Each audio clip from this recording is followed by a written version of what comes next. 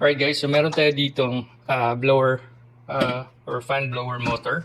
Ang issue pala neto is hindi na siya gumagana. SUV, specifically sa Isuzu MU-X. Pareho lang din to sa D-Max. But this troubleshooting or itong gagawin natin pag-check is any aircon blower in general. So ito is yung sa front. Pag mga SUVs kasi dalawa usually yung blower motors yan. Meron sa harap, which is yung lagi naman, and meron din sa likod. Yung mga pickup and yung kotse or sedans, meron lang nun sa harap. So itong iano natin i-check sa harap. Applicable din naman to kahit yung sa likod na blower motor. So gawin natin check up ngayon is to test kung worth it pa ba siyang ayusin. Kasi pwede ka magpalit ng carbon brush nito, pwede ring linisin lang siya, baka madumi lang. Instead of buying the whole thing. Kasi pwede ka din namang bumili niyan sa Lazada or sa Shopee, 1,000 plus, close to 2,000. Palitan mo lahat or baka kaya pa naman siyang maayos kung nagtitipid kayo.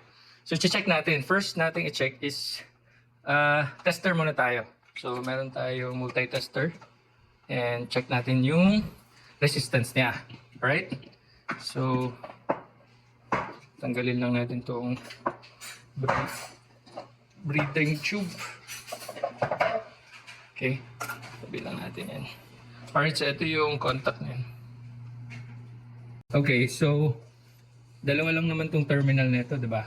So, lagay nyo lang yung isa sa then sa kabila. So, tingnan natin. Alright, so right now 72 kilo ohms, 80 plus 80. Ayan. So super high yan. Very high resistance yan, 61 ohms, 60 kilo ohms. Kasi ang reading lang dapat niyan is between 0.5 to 3 ohms. Yun yung pinaka reading lang dapat. Yan kilo ohms, sobrang parang infinite na yan. Kasi very high. So may problema siya. Kaya hindi ito gumagana. Try natin i-move yan. So ang nangyayari, hindi constant yung measurement niya. Ayan, nagsi 6 kilo ohms naman. Pag mas lalo na to, napaka-worse na. 250 kilo ohms. Move na naman ulit. 239, 220 ohms, 216, 0.7 kilo ohms, 500 ohms, 11.9 kilo ohms. So almost infinite. So may problema sa loob. At least hindi siya open circuit. May measurement siya pero either madumi lang siya or may problema yung commutator niya. Or yung brush niya kailangan ng palitan kasi baka maiksi or pudpud na. Alright, so buksan natin. Tanggalin muna natin to. Nice. So ang problema pala na ito is hindi na talaga siya gumagana. Nung una, hindi siya gumagana pero pag pinupukpok mo, gumagana. Siguro mga 4 times namin nagawa yung pukpuk lang, gumagana siya. And then eventually humihina na yung buga niya. Even though napukpok mo na, may hangin pero sobrang hina na. So yun yung problema. Until eventually ayaw na talagang gumana. So ayan. So natanggal na natin to.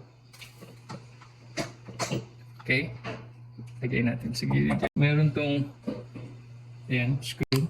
Isa. So tanggalin natin yun. Alright. And then kailangan natin tong takin. Medyo matigas yan. Alright. Okay. So ito siya. First, kailangan yung tanggalin yung ito. Okay. Naka-clip yun dito. Kailangan yung push lang ng flat screwdriver. So ito muna. Pagkatanggal na ito, yun na yung itong apat na naka-slant yan. Straighten nyo lang And then, tanggalin ito.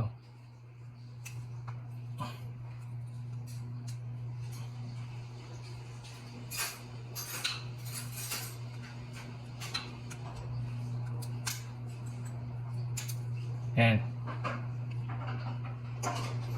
Okay, so visual inspection muna tayo dito sa commutator niya. Malinaw ba? So kung nakikita nyo, yung commutator niya, malalim na. Sobrang lalim ang lalim na nung pudpud niya. Ang lalim niya tsaka hindi na pantay. Anyway, pwede naman natin lilihain to. But before natin lilihan, may ititest tayo na gagawin dyan.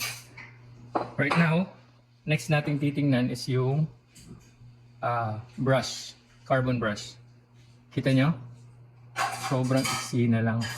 Yung haba dapat nito is twice netong existing ngayon. Okay? Yan o. Pudpud na. So, eto yung makakatipid kayo na pwede nyo palitan na sobrang mura lang. So, puputulin ko guys ha. Putulin ko, papakita ko sa inyo ang itsura. Kasi hindi ito natatanggal pag hindi puputulin eh. Naka-soldering kasi siya dito.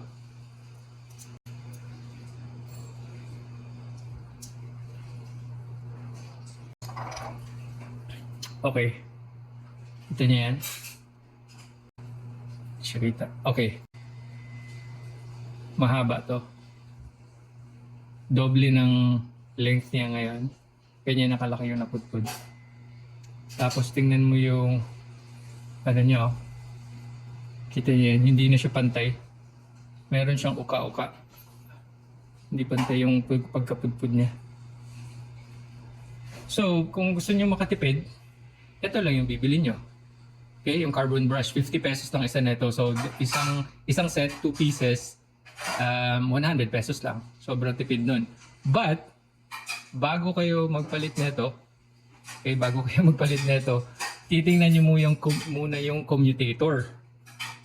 Kung worth it pa ba siya. Kasi kung hindi, huwag na kayong bumili nito kasi useless lang din. So ngayon, balikan natin yung commutator. Okay, so linisin muna natin. May mga, ano siya, kuha tayo ng liha. And then, punasan natin. Okay guys, so, nalinis ko na yung commutator. Yan, so ngayon, closer inspection tayo. Okay, kung napapansin nyo, groove, ano na siya, yung groove niya, hindi na talaga siya pantay. Ano nyo?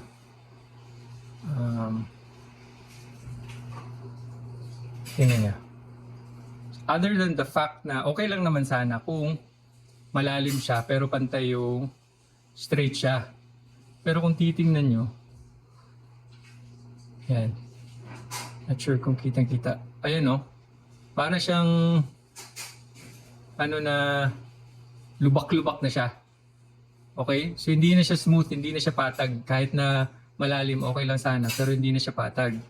So mangyayari na, magkakaroon ng inconsistent contact talaga sa brush yan. Kahit pa bagong-bago yung brush nyo, pero dahil hindi naman pantay yan, wala rin. Okay? So paano natin ma-prove na useless na talaga to? Kailangan na palitan ng yung buong whole thing. Magte-tester tayo. Okay? So, sumagot lang natin yan. So, iti-tester natin. The way it works kasi is yung contact, yung brush niya, andun yung terminals na dalawang terminals. Opposite, exactly the opposite. So dito, habang iikot yan, lagi siyang opposite. Okay, so magte-tester tayo. Bypass na yung brush na ito. So ibig sabihin, diretsong contact na to sa motor niya.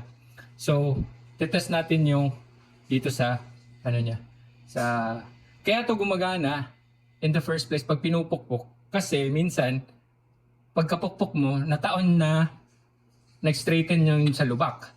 Diba? So, nagkaroon ng contact, edi iikot siya. But eventually, dahil hindi na nga pantay, tas pudpud pa yung ano, wala na, hindi na talaga siya gumagana. So ngayon, tester tayo. Alright, so still, ohms pa rin yung multimeter natin to measure the resistance. And then, opposite side lang tayo. Ngayon, again, ang gagawin natin is opposite. Okay? Yan, so ano siya? 39 or 38, 37, 38 ohms pag andito sa bandang taas. Okay? Na pupunta tayo dun sa habang pababa kasi siya ng pababa, palaki ng palaki yung uka niya. Ayan, so 40, dun tayo sa pinakailalim. Ayan. So, ayan, 0.4. Andito sa pinakailalim yung pinakamagandang ano niya, yung normal reading. Tama yung 0.4 kasi dapat 0.4 to 3 ohms yung ano. So okay siya dito. But pagpunta sa pinakataas, yan o, 450. So try natin sa middle. 450 pa rin. Sa pinakailalim yung yan, 0.4, 0.5, 0.6. Sa pinakailalim yung tama. So ngayon, ikutin natin. Maghanap tayo ng iba pang part. So let's say dito. Again, opposite pa rin. Try natin muna measure sa taas. Sorry. 116. Sa pinakataas. Middle. 118. Pinakailalim. Wala, ito sirang-sira. Kahit sa pinakailalim. So, konti lang yung maayos kahit sa pinakailalim. Hanap pa tayo. Maganda dito. Pinakailalim. Ayan, okay to. 0.4. Pero sa taas, 2.k. Sirang-sira yan. 2.k. Hindi yan. Anything na kilo ohms, hindi pwede yan. Sobrang ano na yan. So, random ano lang tayo. Random test. Ano yung opposite niya? 0.5, okay din to. Pero dito sa taas, 5K. Hindi pwede. Ito isa. Okay din sa baba. So, laging okay sa baba most of the time. Sa taas, hindi.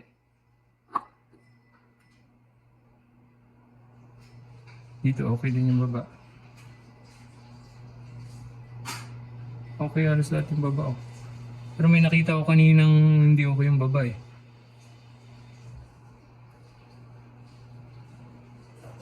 Ayan. So lahat ng nasa baba, okay siya. Pero pagdating dito sa taas, ayan o, 2 mega ohms, minsan kilo ohms. Hindi na yan pwede.